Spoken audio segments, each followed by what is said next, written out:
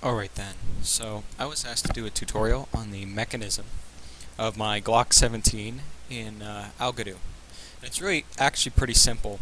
You don't need this kind of mechanism in Algodoo because you don't need any locking because you can't get case failures from gas pressure. But the mechanism itself is actually very, very simple. You see,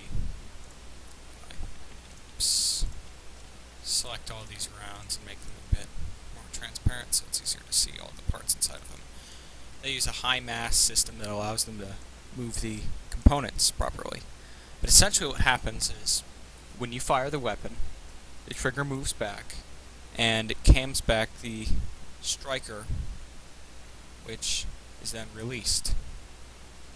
And when it comes back, most of the time, the trigger will get stuck behind there again. Now the locking mechanism at the top is also very simple. See? It just locks into the top of the slide, and when it is pushed back it goes in these diagonal tracks and moves down and allows the rest of the slide to come back all the way. Now I understand that the extractors doesn't exactly work very well like that, but hey, it's a model, and the real thing would be on the side. Now I'll do a demonstration. Round is fired, and it doesn't cycle properly. But it's actually extremely simple. You see that the rounds don't fire immediately on contact because the striker has to slap that orange piece that it can't touch.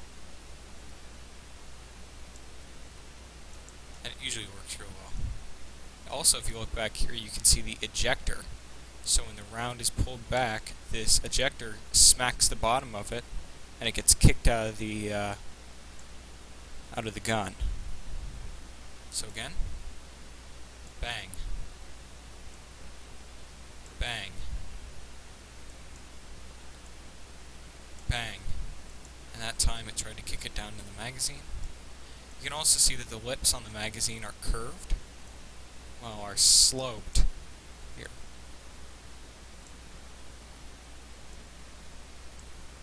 Oops. It does that from time to time. And it does that from time to time. But if you look, you'll see that the lips on the magazine are sloped to allow the rounds to be tilted up inherently and get pushed directly into the chamber.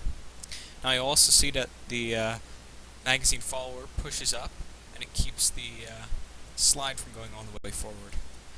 Now I did put a integrated locking mechanism to this slide that would allow it to be kept open through multiple magazines, mostly because I was lazy, but you can actually do that in Algodoo. So you can just press down on that little button, which presses down the follower, and it's actually really simple. Now I understand that this isn't exactly how a Glock works.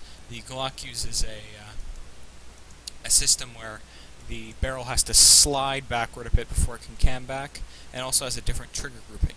But this is actually the one of the proposed designs in Gaston Glock's original patents. So it really helps to follow a reference when doing this. So if you have any more questions, just ask. Thanks.